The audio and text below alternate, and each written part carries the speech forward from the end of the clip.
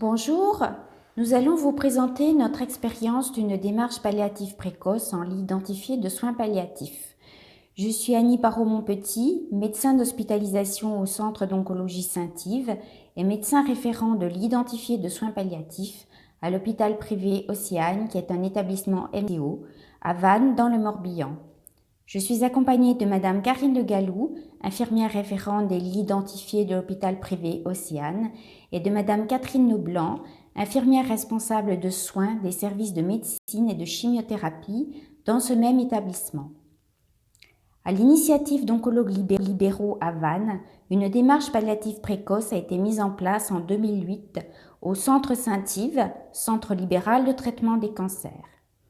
L'organisation repose sur la présence au quotidien d'un médecin en charge de l'hospitalisation, intégré à l'équipe d'oncologie, formé aux soins palliatifs pour permettre une meilleure identification des patients nécessitant une prise en charge palliative, une amélioration du contrôle des symptômes, mais aussi de l'accompagnement psychosocial, sans abandon par l'oncologue qui effectue ses contre-visites.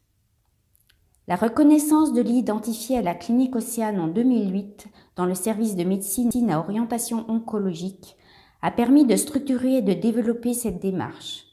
Un temps médical et paramédical supplémentaire a été dédié à cette activité, soit un binôme médecin-infirmière référent des LISP, associé à la mise en place d'une organisation spécifique définie dans la circulaire de 2008 relative à l'organisation des soins palliatifs. Réunions pluriprofessionnelles, pluridisciplinaires hebdomadaires, renforcement de l'équipe soignante et des soins de support, bénévoles, matériel, formation.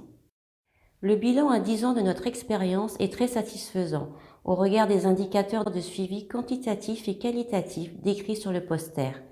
Ceux-ci montrent une augmentation significative de l'activité en lit identifié, une augmentation des prises en charge en HAD, une diminution des décès dans le service, une augmentation du temps d'accompagnement des familles et une diminution des plaintes rapportées aux soins.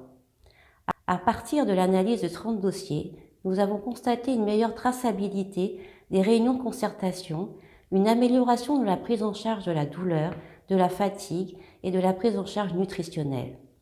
L'augmentation de l'activité est soutenue par l'augmentation des moyens grâce à la tarification T2A significative pour les listes. Ce travail d'évaluation est chronophage, mais aussi lourd à réaliser. Il y a donc un besoin réel d'une méthode d'évaluation réalisable par tous, validée et facile d'interprétation. Nous proposons tout au moins pour les critères qualitatifs le modèle de la grille de la CARESP à partir des critères de la grille LISP de la SFAP proposée en 2017. Les indicateurs quantitatifs pourraient être ajoutés par les tutelles.